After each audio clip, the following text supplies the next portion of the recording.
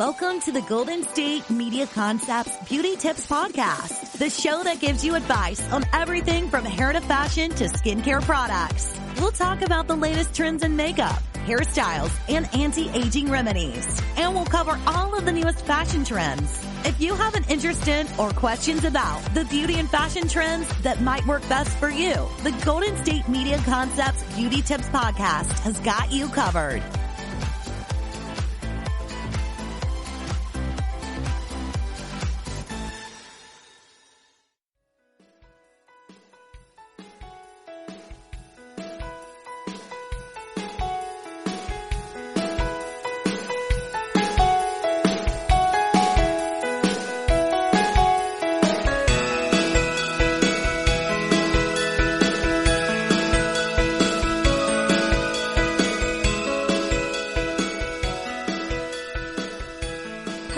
Welcome to the GSMC Beauty Tips Podcast, brought to you by the GSMC Podcast Network. I'm your host, Colleen, and let's just get into some beauty tips. Now, I was going through some ideas for this podcast, and I realized that in a lot of the podcasts, in these beauty tips podcasts, I talk about makeup tips that are not usually makeup tips that your favorite influencer or whatnot would talk about. And now I wanted to remind everybody, or let the new listeners know, that I am a professional makeup artist, and so my tips that I'm giving you are tips from a professional makeup artist standpoint. Now, I wanted to actually focus on tips from a makeup artist's point of view, from a professional makeup artist point of view. Now, I wanted to talk about these tips, and these are tips that you can bring into your routine that might help you out a little bit. So let's first talk about foundation. Now, what I want to talk about is oxidation in foundation. If you don't know what oxidation is, that's when your foundation will oxidize to a darker color. The air and whatnot will change it to a darker color. So a lot of times this can really lead you to picking the wrong foundation. Now, if you're picking a foundation in a place where you can't test it, that can be a problem. Also, picking a foundation in a place where you can test it, can also be an issue because of the lighting. Now, Sephora specifically is known for having horrendous lighting. Even when they match you, a lot of times it doesn't actually match you. So my tips for you is to put it on your skin, like on your hand or something, and then leave the store. Leave the store, walk around for a bit, and see if it really changes color, because it might. Or even just walk around the store for a little bit and notice that it might get darker. Now, there are other things that can change the color of your foundation. This can be oils in the skin can sometimes change the color. Not all the times, but sometimes. Now, a good way to fix this, if you're noticing that might be the problem, is a mattifying primer if you are oily. This can really help, and also help if your foundation might change because the oil's in your skin. Also, blotting throughout the day can help. That kind of thing can help, but it's not 100% that oils will change the color of your foundation. Just keep that in mind. Also, the change in color can be caused by the powder that you apply on top. So be wary and kind of test this out beforehand, that the powder on top that you put on top of your skin can change the color of the foundation underneath. Just keep that in mind. Now, also for foundation, you can use your fingers. It's okay to use your fingers. Now, the warmth of your fingers can help manipulate the product well. Also, just the shape of your fingers and your fingers in general can really help to get the curves of your face. When you're moving your hands around your face, you can really get in those curves and all the areas in your face better than you can with a brush. Also, this can give you a more natural look and a less painted on look if you're using a brush. I also recommend beauty blenders or just blending sponges. I would just say just blending sponges. Beauty blenders are kind of expensive. So go with blending sponges, ones that you wet and then you wring out and usually grow in size, because these can help really move the product around and not stick too much product in one place. Another thing that's great for this is to don't pump the product directly on your face. This is also wasting a lot of product if you're using a beauty blender, because then you're just sucking up most of the product, but also can really just put too much product on your face in general.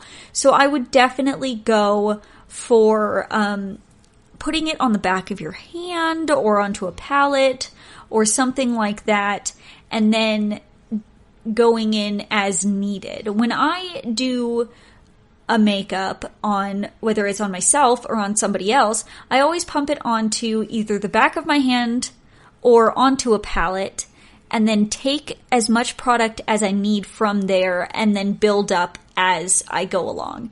Once again, this is going to go back to something that I say in almost every episode, and I'm going to say a lot in this one. Light, thin layers. Light, thin layers will help so much. Because if you start with a light, thin layer of foundation, you can build up as needed.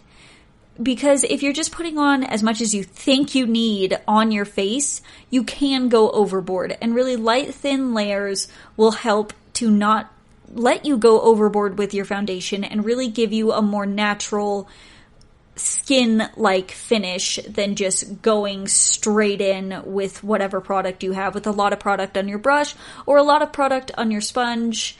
This can really, really help you out. Now also, picking a foundation is important. Picking one that's close to your skin tone is really important. Now, if you can't find a foundation that is your skin tone, then definitely mix. I mix all the time when I'm doing clients or even myself. Not so much myself, because I have one foundation, matches my skin tone, that I love.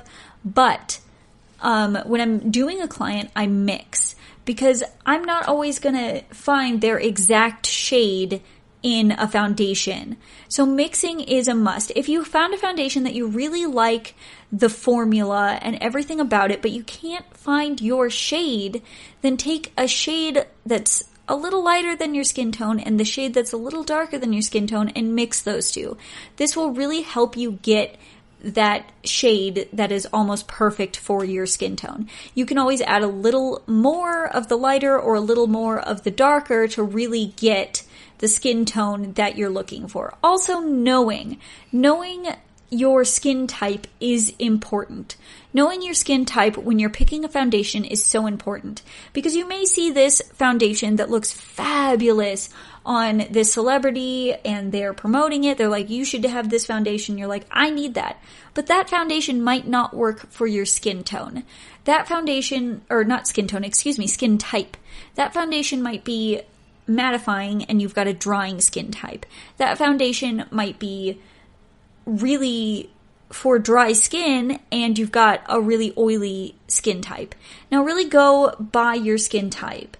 Now, I've made this mistake before. I have made this mistake before with myself, where I have gotten a foundation that I thought would look beautiful on my skin, not thinking about my skin type, which is as dry as the Sahara Desert. I am the driest skin type. I'm not a combination. I'm just so dry. And I tried a foundation that was more for combination to oily skin. And this looked terrible on my skin. It looked cakey, it didn't sit right, it just wasn't for me. And it really came down to the fact that my skin type is dry, and that doesn't work for me. Now, if you've got a dry skin type, like just dry, you don't really get oily at all, then go for something that's going to be dewy and glowy. I like to use, personally on myself, I like the Milk Makeup Sunshine Skin Tint, and my shade is fair. I'm a fair lady. But also, for more matte types, I know that Fenty Beauty's got a really good one, and they've got a great range of shades. And they've also got a new one that is for more dry skin types, and that will help. Also, if you've got a oily skin type, go for something matte. And if you've got a combination, they've got a great range of things. Also, if you get one that's a little too matte for you, mix with some moisturizer. Now, before I just keep rambling about this, let's take a quick break, and when we come back, I'll give you some more makeup artist tips from a professional makeup artist.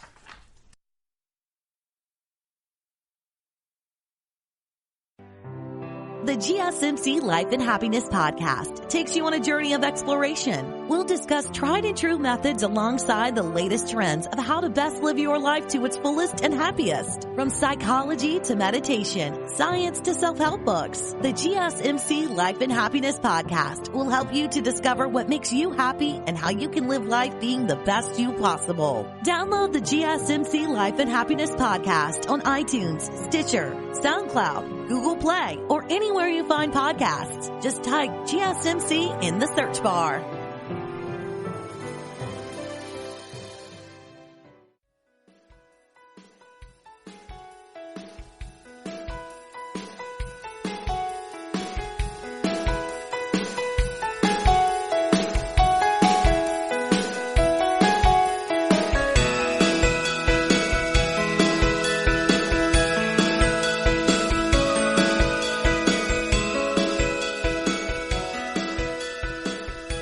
Welcome back to the GSMC Beauty Tips podcast. Now, before the break, we were talking about beauty tips from a makeup artist. Now, like I said before, I am a professional makeup artist, so I'm giving you tips from me and other makeup artists that I've worked with and heard from, and, you know, just beauty tips from a professional standpoint and not from the standpoint of somebody that you just see online or, you know, just somebody who's really good at makeup. I just want to give you tips that you can bring from my professional standpoint into your regular beauty routine that can really help up and heighten your beauty routine. Now, we were talking about bases. We were talking mainly about foundation, and I kind of want to stick with that for just a little bit, and then we'll move on. So, let's talk cream products. Cream products are a great bet if you want a lit from within glowy look. And also, I had talked about in a previous podcast makeup that is aging you and like what you're doing wrong. And if you've got more mature skin, that cream products really help with this. So just remember that. Also, you can do a highlight, contour, and cream, like all cream, highlight, contour, and blush underneath a lightweight foundation. This can really help give you a glow and a very natural look when it comes to your base makeup. Now, obviously, I will use whatever makeup is going to work best for your skin type, like we talked about a little bit earlier. But also, this can look great for any skin type underneath it. And obviously, you can add a powder highlight, contour, and blush over, but just make sure you're not going to overdo it. Sometimes you don't even need that. Now, let's move on to color theory. This is really, really important when it comes to makeup.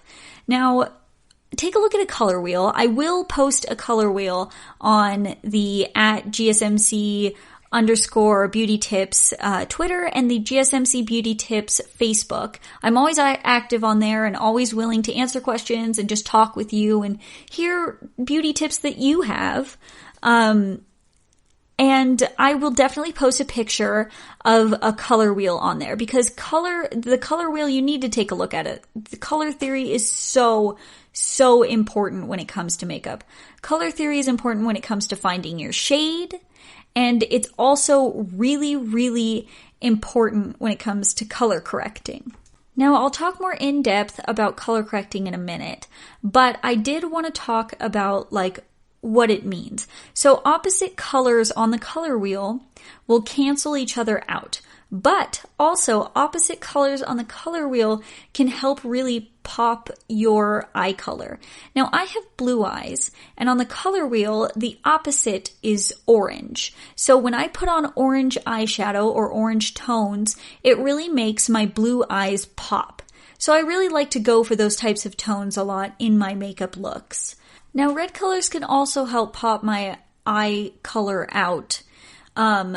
But if you've got a brighter blue eye, that will definitely help. So you see kind of how that works. Take a look at the color wheel. If you have a chance, take a look right now, and you'll really understand what I'm trying to say with the color wheel. It can really help with your eyeshadows if you want your eyes to pop. Now, there are no real rules, when it comes to eyeshadow color. You can go with any colors you want, but this is specifically if you want your eyeshadow to pop. Now, I had mentioned color correcting, and let's talk about that. So hopefully if you're having a chance and you're looking at your color wheel, you still got it up or you're still looking at it. Because color correcting is important when it comes to color, or the color wheel is important when it comes to color correcting. Now, a green color corrector can get rid of redness. And a red or peach color corrector, let's say peach, and I'll explain why in a minute, but a peach color corrector can help with the dark circles, yellow is to brighten, and purple is to take away dullness. Now, when you're color correcting, this is something really important that people don't follow. If you've got a really light skin tone, use a very light color corrector.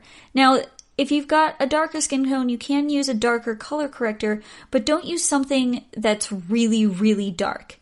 Now, when I was going to say like a red color, but I said like an orange color will cancel out the dark circles, but then I changed it to peach, and this is why. Because if you're doing a really dark color corrector underneath, and then you're going to put your foundation on top of that, or your concealer or what have you on top of that, it's going to show through and it's not really going to help you at all. Now, there's this trend that goes around the internet constantly. I've seen this for a couple of years now and always pops back up at weird times, where people are using lipstick underneath their eyes as a color corrector. You can do this, but go for a peach tone. Do not go for a red lipstick because it's not really going to help. And don't overdo the color correcting. Now, when you're color correcting, you want to blend that out probably with a finger or a dense brush, because you don't want to blend it out completely, because you still want that color to cover that area without going any further. If you blend it out even more, that color is just going to drag ever so much, excuse me, it's going to drag more than you want it to, and it's going to cover more space than you want it to, and then you're just going to have red in place, peach or whatever color that you're using, or green, in places that are not where you want to conceal. Now, this just means you only need a little bit. You don't need a lot of color correcting. Just remember this. I've seen a lot of people on Instagram and Facebook and YouTube that use a lot of this when they're showing it in a tutorial. I know one person who has a color corrector in their line, and she does a lot of beauty videos, and she does this. This is Nikita Dragon. I'm not trying to drag Nikita Dragon or anything like that. I'm just kind of showing you what I mean. In a lot of her videos, she uses a lot of color corrector, and she doesn't need it. When you look at her face without makeup, she does not have a lot of darkness like she believes she has. And she uses just too much when it comes to that, and that really actually changes the color of your foundation. And this goes back to what we were talking about way in the beginning, where different products, not only powders, but this can change the color of your foundation, and it's not what you want. Now, I'm going to take a quick break, and when I come back, we can talk a little bit more about this and other tips and tricks that I have for you from my professional makeup artist standpoint and point of view.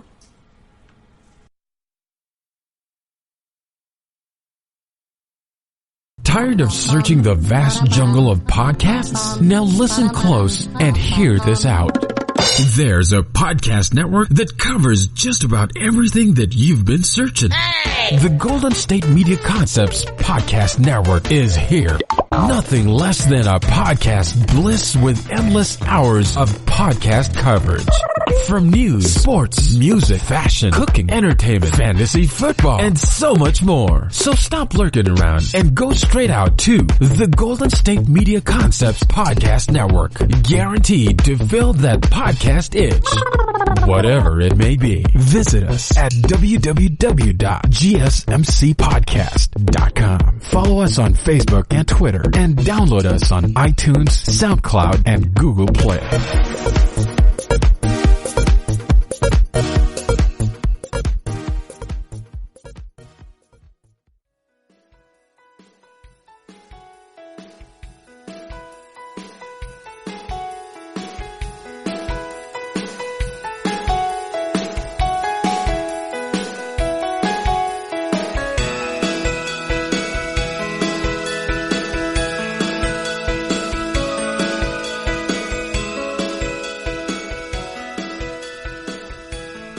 Welcome back to the GSMC Beauty Tips podcast. Now, we've been talking this entire podcast about tips from a professional makeup artist's standpoint and what we do, me being a professional makeup artist, what we do on clients and what we think is very important to do, and these tips are things that you can take and put in your normal everyday routine and use and really help with making your makeup a lot better.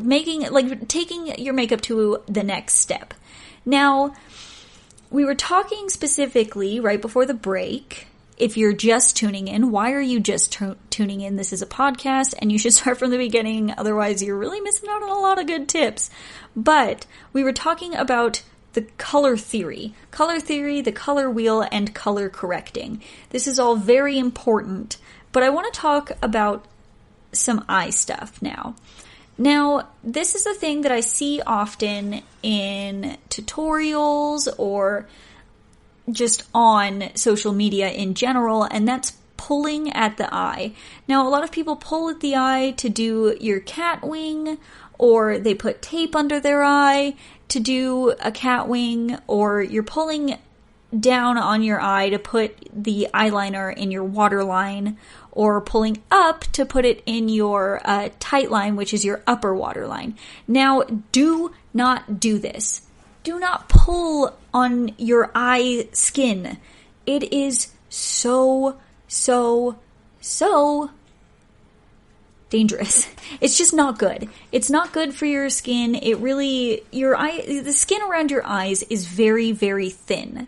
It's very thin, and you don't want to pull on it because it can really hurt your eyes in the long run, and people say that it contributes to wrinkles. I'm not sure if that's 100% true, but just be careful around your eye area. Now, another thing that can help with your under eyes is using something that'll depuff.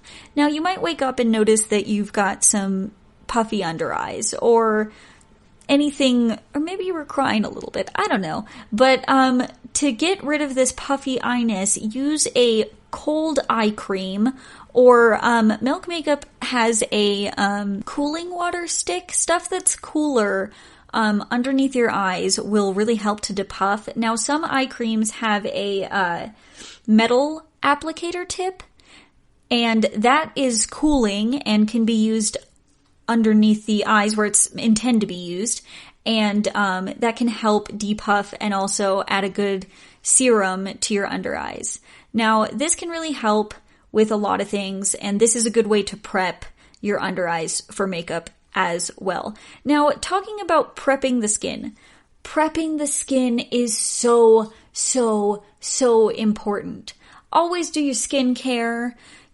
always do that. And also a good moisturizer, a good primer can really help a lot of the times too, is really good for your skin. Always prep your skin before, because you're going to be putting on so much makeup and probably just taking it off at the end of the night with a makeup wipe or something and just passing out or something along those lines. But really prep your skin and focus on skincare, because your skin needs a little love too. Yeah, you're putting makeup on it that might say it's got skincare in the makeup, but it's still, you're putting stuff on your face. Come on, prepping the skin is important. Now, I want to go back to the base for a minute and talk about concealer. Now, there are concealers out there, lots of different concealers out there for different skin types, like we talked about earlier, but I want to talk about blending techniques. Not so much blending techniques, but blending brushes and what's good to blend under the under eye.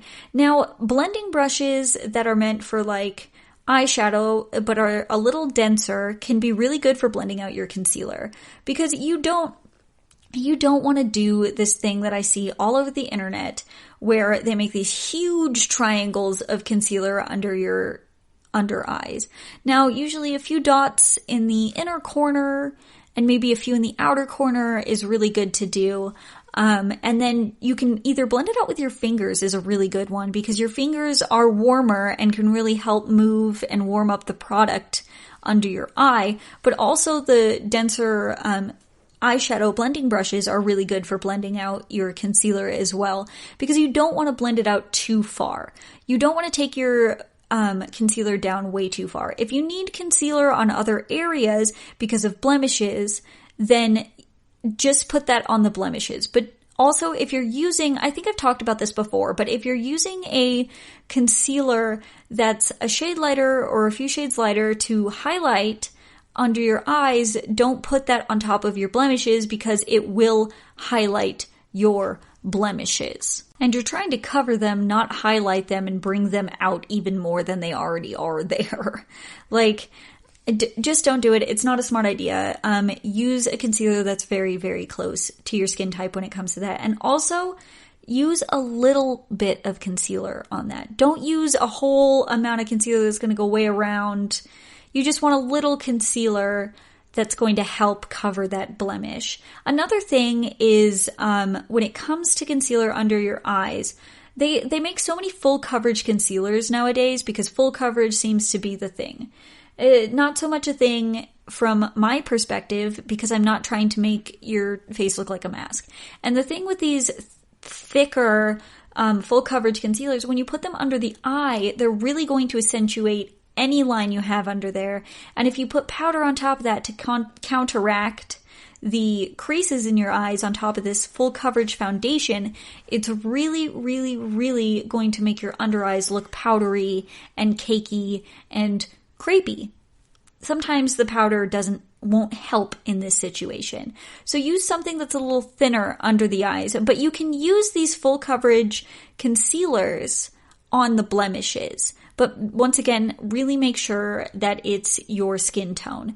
So maybe if you have 2 different concealers, you don't have to have 2 different, but if you do, you've got your one for the under eyes that's a little lighter than your skin tone and also is a little thinner, then that would be great. And you could also have another one that's a little bit more full coverage that you can use on those blemishes. Now, if you had these 2, this could actually really last you a long time. See, this is the thing with the huge triangle thing. You're wasting a lot of product here. And having a full coverage concealer that you're using just for little blemishes, this will last you a really, really long time.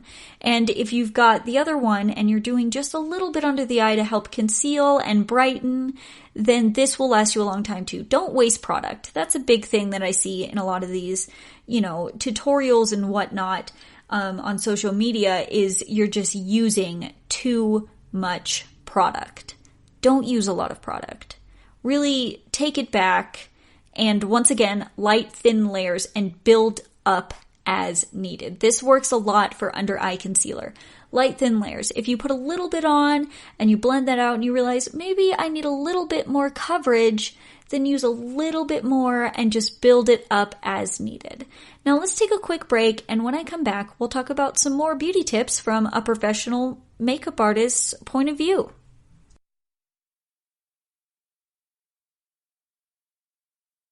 Do you want to be healthier, yet you just don't know what to do? All these shows telling you this and that, but nothing seems to work. Well, listen close. Golden State Media Concepts has got something great for you. The Health and Wellness Podcast dedicated to workout trends, healthy eating habits, diet, and everything about healthy living. Join us in our banters as we help you not just live life to the fullest, but live it to the healthiest.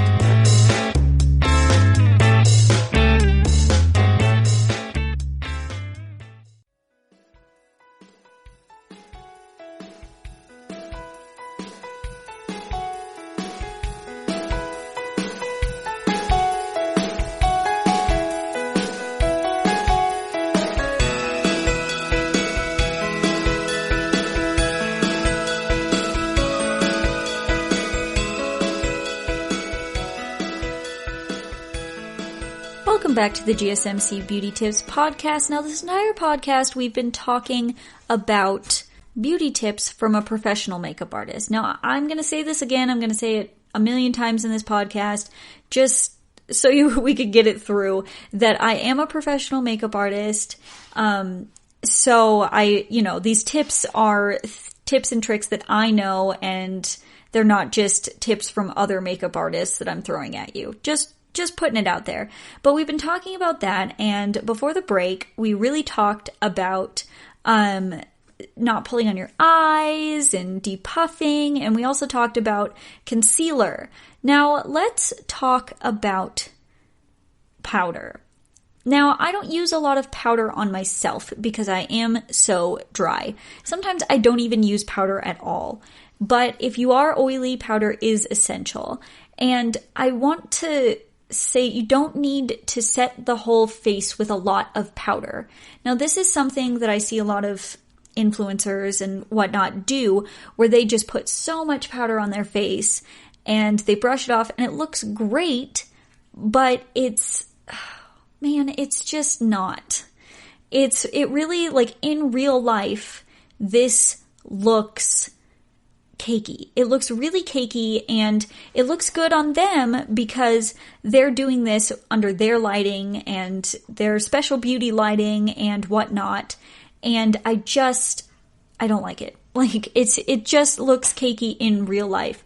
And also, with a lot of powder, I want to talk about baking. Now, baking is, I don't like baking. And a lot of professional people that I know don't like baking as well. And this is really because it doesn't really do much, and a lot of times it just leaves your under eyes looking so powdery. Now, if you need to set your face, use a little bit of powder on a really big fluffy brush and really just sweep it on the face and make sure you take the excess off. Now, you can take the excess off with a clean brush, or you can also take the excess off with a tissue paper, like a little bit of tissue paper or one ply of toilet paper or something like that, and you can brush off that excess powder. Now, if you need to set your face, set your face. That's fine. If you need to set your under eyes, you can do it. Just do it ever so slightly and really, really lightly. And I understand if you're using a powder to try and brighten your under eyes, and you can do that, but just be wary that sometimes the powder can cling to whatever makeup you have underneath your eye, and it can help, or it cannot help. And sometimes if you're doing that, especially on mature skin, which I've talked about before, it can just accentuate those lines even more. So I would definitely just stay away from baking and be very, very sparse with your powder. You do not need a lot of powder. Just remember that. You do not. And also, I see this in one specific YouTuber who does this. Her name is Jackie Ina. Once again, I'm not here to drag Jackie Ina. She does this. It works for her. But she powders underneath her foundation, and that can really move the foundation around more than you want it to. It can also kind of change your foundation texture and everything, and it's not a thing that I would recommend personally. Now, if you already do this and it works for you, then it works for you, and that's with a lot of things that I talk about on this podcast. If it works for you, it works for you, but I do not personally recommend this at all. Now, let's move on to mascara. Now, I've talked about this trick that I use. I use it on myself. I use it on clients. It's just my favorite trick personally, and I think you should try it, and you might get a kick out of it. Like, it might be really good for you. And that is to put mascara on, put one layer of mascara on, and take a clean spoolie brush and run that spoolie brush through it before your mascara dries, to really help get rid of those clumps. This also helps to separate the lashes and really make your lashes look a little bit more full, and I just love the way that it looks on pretty much every single person. Now, another thing that I notice that people aren't really paying attention to when it comes to mascara is the mascara wand itself. So when you're buying a mascara, most wands are different. And that can really kind of contribute to what you're getting on your eyes once you, like, how it's going to perform.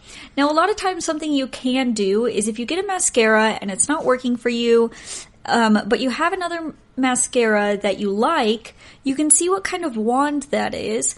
Go buy disposable wands in the same shape and just use that in your mascara. Now, I use disposable wands just in general with mascara because I'm not going to contaminate clients with the same mascara wand. So I use different mascara wands in general, and if I'm not getting the result out of the mascara that I want, I will just switch wands to a different disposable wand. Now, this kind of helps me figure out what's going to be best for the specific client or the specific person in general. Now, I like, for me personally, bigger, like, fatter wands. My favorite mascara, I've said this a million times, and I will say it again, is the Milk Makeup Kush mascara. I like their regular one and their waterproof one, and this one has a fatter wand on it, and I prefer this for my eyelashes.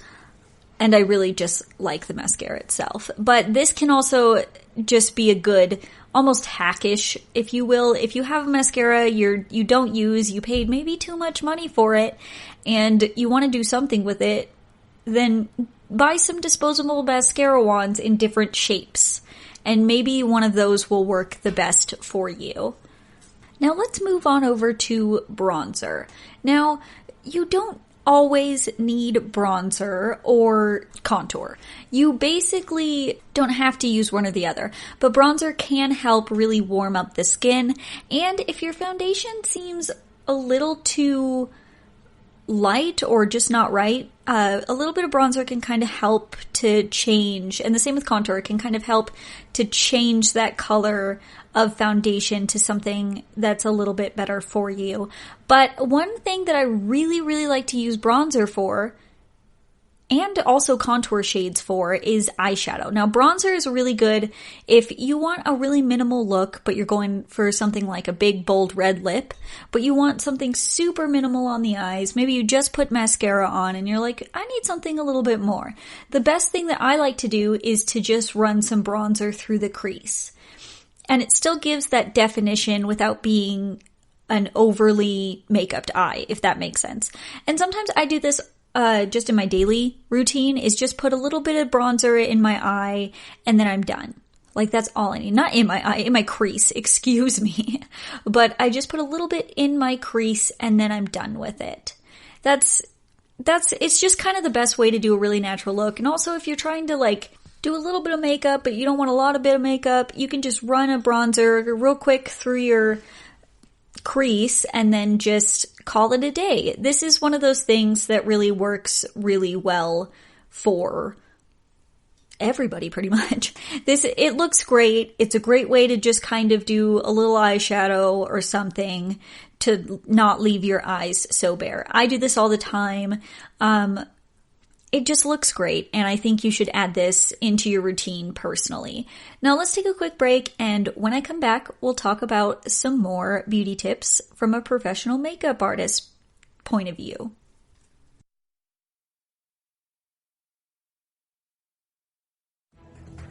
Want to find out what movies to go see? Then check out the GSMC Movie Podcast. It's your ticket to the latest movies, whether it's a new blockbuster event, romantic, comedy, or action flick. This show has got it all covered. They talk some what to go see now. Don't bother. What's hot on Netflix and everything in between. That's GSMCpodcast.com/movie-podcast. When it's all about the movies, it has to be this new show. Don't forget to like them on Facebook and follow them on Twitter. Visit GSMCpodcast.com for more info.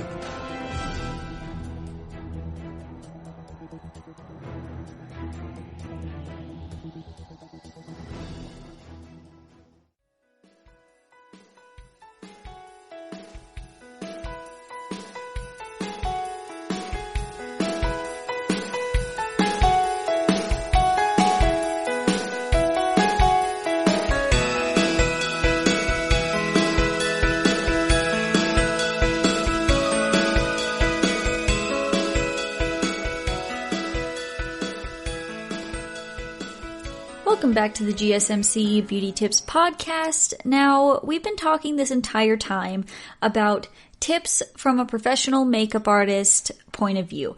Once again, and I'll say it every time, I am a professional makeup artist, so these tips are coming from me, and I'm not taking tips from other professional makeup artists and just throwing them at you, just so you know. So let's move on to sleep. So, obviously sleep is important for your skin, but that's not what I'm talking about here. What I'm talking about is sleeping in makeup. I know that everybody does this at one point, but do not sleep in makeup. This is an important thing. Now, I can, physically not sleep in makeup. I have been, tired to the point of I'm about to just pass out, and I will still take my makeup off. I've done this where I've fallen asleep and my brain has been like, you've got makeup on, and I sat up out of bed and I literally went and took my makeup off. This is a big thing. Just take your makeup off. It's so bad for your skin if you sleep in makeup. And I've also seen this before in a few people that I know, and just things that I've seen places, especially in people I know, and it grosses me out, but where they will sleep in their makeup, wake up, and then put on just over their makeup, more makeup. Now, this I saw a long time ago, probably 5 years ago, I think, in an old roommate that I had.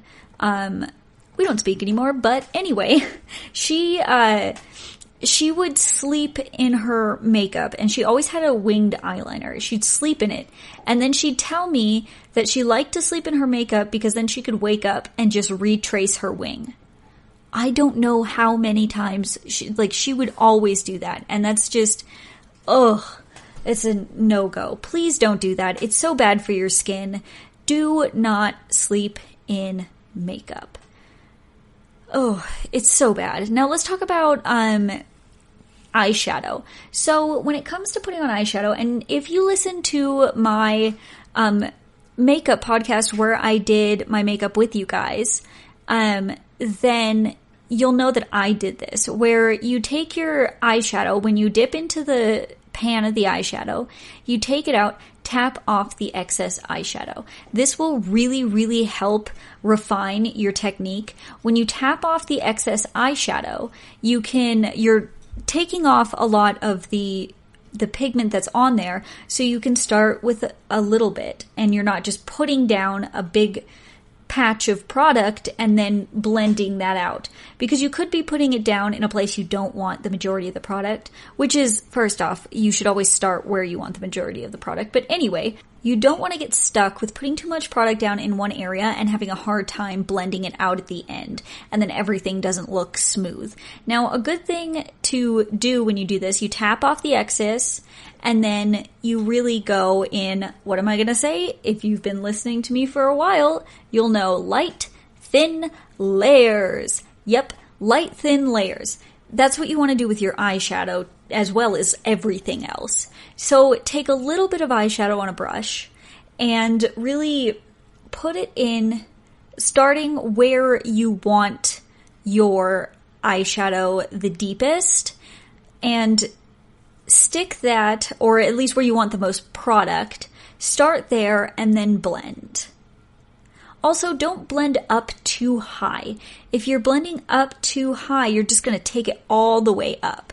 Just be careful. Eyeshadows do blend. That's what they're meant to do. And you can blend things in a really weird direction, so be careful where you're blending in general. And if you've put too much eyeshadow on the brush that you're using and you put it on and you haven't really, you're kind of blending it all over the place, you're going to get so much pigment everywhere. Start with a little bit of product and build it up as needed. Light, thin layers. Now, it's so much easier. It is so much easier to add more product than to take it away. That's pretty much with everything, especially in makeup. It's easier to add than take away. So you don't want to put on so much that you can't really fix it. That's the kind of thing. With putting on light, thin layers, you can always add more. Trust me, this is the best. Another thing that I want to talk about is washing your brushes. Washing your brushes is really important. Sometimes I'll take a little time before I do it and it's really not good. But those are for my personal brushes, and still I should brush them or wash them way more. I'm about to do a deep clean. But it's very important to wash your brushes because your brushes can start to carry bacteria and whatnot, and there can be buildup of all sorts of stuff. I do special effects makeup as well as, your basic beauty makeup, and I have to wash my brushes constantly. And if I'm dipping into one product that ends up being a cream product and I accidentally put it in some powder product, or I used a brush specifically for a cream product and then I go back to take that brush and put it in a powder, then that'll just get real gucky and nasty, and that's the last thing you want. And then you definitely gotta wash that. Like, you need to wash your brushes. It's just a good thing. I'll give you a really easy way of washing your brushes without spending a lot of money on a brush cleaner. Now, this is something I like to do. I take all my brushes, I put them out on my kitchen counter, and I take paper towels and lay out those paper towels. And what I do is I take a sponge that I use only for makeup brushes. Sponge I only use for makeup brushes, not that I use to clean my dishes or anything like that. Like a regular sponge. I put some dish soap on it, like your Dawn or your Dial or something like that. And I put that on the brush just a little bit. Not on the brush, sorry, on the sponge. And then what I do is I wet the ends of my brush, trying not to get it anywhere near the handle, because this can actually start to loosen your handle away from the top of the brush, and that can be a total day ruiner, I guess. And after that, I swirl it on top of the sponge in the soap, and then I take it back and I really rub my fingers through the brush as I'm rinsing it out, and with warm water. I'm rinsing it out with warm water, and I'm really trying to get all the color out of it that I possibly can. Once it starts to go clear, or as clear as I can get it, I take it to one paper towel where I really kind of swirl off all that stuff, and then I set it on another paper towel to dry. And I continue that for every single one of my brushes. Now, this is the greatest way that I've found to clean your brushes. I've used brush cleaner and it's okay. I just find this is the easiest, also cheapest, way to do your brushes. This is one of my favorite ways to do it. It's the way I usually do my brushes, and it's my favorite. Now, I've seen this thing that keeps popping up online for me, and it's like brush cleaner that you put your brush in and then it spins it. But I've seen people use those and then the brush gets stuck in that shape, and then that just ruins your brush. Probably don't get one of those. I don't know. I've never tried one personally just because I'm too scared to try it. Now, let's take a quick break, and when I come back, we'll talk about some more beauty tips from a makeup artist perspective.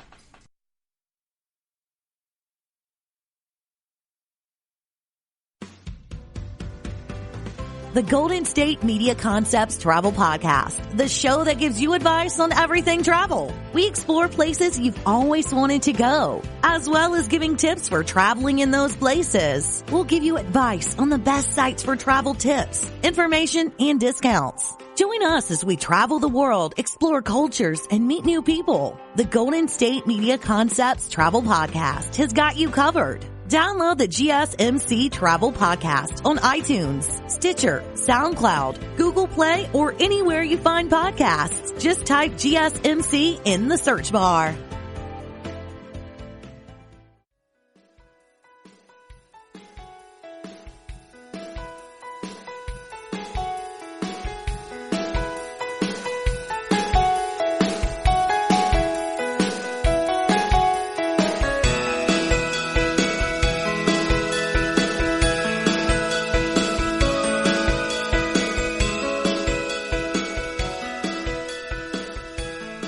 Welcome back to the GSMC Beauty Tips podcast. Now, once again, we've just been talking about makeup tips from me as being a professional makeup artist, and they're just tips that you can bring into your everyday makeup to kind of help you out and get you to a little bit better level of artiste than you might have been before. So, this is something I wanted to talk about that is important, and we'll kind of go into what I'm going to talk about after this. So I want to talk about recreating looks. Now, you find your favorite looks on Instagram or Facebook or, I don't know, on Twitter or just anywhere on the wonderful world of the internet. Now, I find looks that I just so enjoy on the internet, and recreating a look can be difficult. And this is why. You need to take into consideration a few things. Now, something you really need to take into consideration is your skin tone might not be the same as their skin tone. So just make sure to use something that's your skin tone if you're trying to recreate it and not look exactly like this person, if that makes sense. Because you won't look like this person. Now, another thing that you need to take in account is face shape. So don't get upset if the look doesn't look good on you. And it's always trial and error with makeup, so you really can just play around and decide whether or not, you like it or not. And sometimes you'll do looks you love, and then you'll take those into your future routine, but a lot of times you'll do looks that aren't going to work out either, but then you know what to stay away from. Now, let's say you're following, I don't know, a Kim Kardashian makeup tutorial, and her face shape is a lot different than yours. Now, I've got a square face and she does not. If I did her makeup exactly like she did on my face, it would not look right. I have to take into account that things are going to be different. If I want to recreate something, if I want to recreate her look, maybe I'll stick to recreating the eyeshadow, but taking into consideration that my eye shape is different and moving things around accordingly. The same with all your face products. You're not going to contour exactly where she contours. You're not going to highlight exactly where she highlights. You're going to contour and highlight to your face shape. And that's going to be the best thing that you can do. So if you're going to recreate somebody's look, recreate it with your face in mind. If you're doing it exactly as they say, exactly where they're putting it, exactly where they're putting it or something like that, it's probably not going to work for you. Just keep that in mind when you're going to recreate a look from somebody else. Now, if you're recreating a look from somebody else and you want your face shape to look like them, you can contour your face shape to do that, but you really have to take into account where the shadows on their face are, and you need to take into account their face shape and all of that. And that's really Like, I wouldn't do that because a lot of times if you're trying to recreate somebody else's look, but look exactly like them, then you're going to do a lot of contouring that you've probably never done before, and it's going to look real silly in real life. Just letting you know.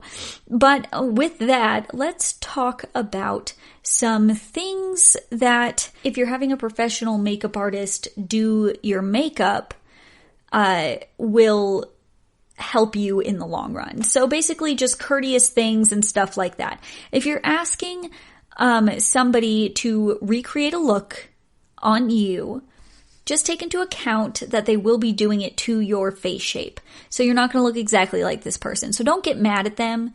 Don't get mad at your makeup artist if she's doing that. She's doing exactly what you told her to do, but she's not going to turn you into that person. She or he, excuse me. But just take into account that. Also, just be courteous, be kind to your makeup artist, and don't tell your makeup artist that you're a makeup artist unless you like actually are a makeup artist and try and critique what they're doing to you. That's like the rudest thing that you can do to your makeup artist. She or he is coming all the way over to you to do your makeup for whatever special occasion or whatever it is. Just be nice to them and let them do their thing. It's okay to ask what products they're using, and it's okay to ask for some tips and tricks, or ask them to kind of explain things while they're doing it, because that can help you out in the long run, but also you can really kind of see what they're doing and they kind of understand that maybe you want some help, and that can be really helpful to you, and most makeup artists don't mind if you ask that. Just be worried that there are some who will be like, no, I'm not going to tell you, and I don't get that. But if you're in my makeup chair, then I would definitely tell you what I'm doing if you want me to help you out or tell you my products or whatnot. This can really help you because a lot of times they're using products that look so much better on your skin than looks, excuse me, oh my words, but it'll look like so good on your skin than your skin normally looks when you're doing it yourself. And sometimes it is the products, and asking can really help. Also, come with a bare face. If you're going to get your makeup done, come with a bare face. Don't come with a little bit of makeup off. We don't want to take makeup off to put makeup on, and we don't want to add to your makeup look. That's just how it goes. We're here to do your makeup, not add to your makeup that's already on your face or take your makeup off to put it back on. So just be courteous and come with a bare face. Don't come with like a wing liner on or something, or just a base. Just come with a bare face. Also, bringing your own products is good too. Bringing your own products can help the makeup artist kind of figure out where you are and use the products that you love the best on you as well. Tell your makeup artist your skin type, that kind of thing, so they can really help figure it out for you. They'll probably ask you. Just try and figure that out before you go to the makeup artist. If not, she or he will do their best they can and still make you look absolutely flawless for whatever occasion you're going to, or whatever you're doing that you're having them do your makeup for. Just, the big thing is just be courteous. Don't talk about how good your makeup is or your makeup skills are to them, but ask questions if you need to. Like, that's a big thing. Ask questions if you need to. Bring your own products if you really would like your own products used. And it's just be nice. We're people too, making a living, just trying to help you out. So just be courteous like you would be to any waiter. Now, I think I already said this, but this is a big thing I want to get across, is do not sit there and criticize what they're doing or point out flaws in the makeup they're doing on you, or be just difficult in general. Just sit back, relax, ask questions if you need to, and let them do your makeup as they would normally do. It's okay to bring a reference of what you like or have some ideas of what you like. Probably having some ideas of what you like first is number one. Like, have some idea of what you're looking for. If you want a smoky eye, if you want a just a subdued eye, if you want a bold lip, that kind of thing. And just let them know. You can bring in photos from celebrities or just makeup looks that you really like, that you saw, and we can go off of that if that's something you're kind of looking for. Just be kind, be courteous, be good to your makeup artist. That's all I want to say about that. And you guys, I want to thank you guys so much for listening to me ramble and just talk beauty tips and beauty stuff with you guys. Now, I'd love to talk to you guys or see makeup looks from you guys or anything like that. I'm always here on the @GSMC_beauty tips Twitter, and also I'm on the GSMC Beauty Tips Facebook as well. Come and chat with me, come and chat with our other host, come and just talk to us, send them some looks. We love to see it. Let me know if you use any of these tips, if these are new to you, if you're going to try them, let me know. And seriously guys, once again, thank you so much for listening to the GSMC Beauty Tips podcast, brought to you by the GSMC Podcast Network. You are all beautiful, and I will talk to you in the next one. You've been listening to the Golden State Media Concepts Beauty Tips Podcast, part of the GSMC Podcast Network. You can find this show and others like it at www.gsmcpodcast.com. Download our podcast on iTunes, Stitcher, SoundCloud, Google Play, or anywhere you find podcasts. Just type in GSMC to find all of our shows from the GSMC Podcast Network, from health and wellness to entertainment and life and happiness to sex and relationships. You can also follow us on Twitter and Facebook. Thank you, and we hope you have enjoyed today's episode of the Golden State Media Concepts Beauty Tips Podcast.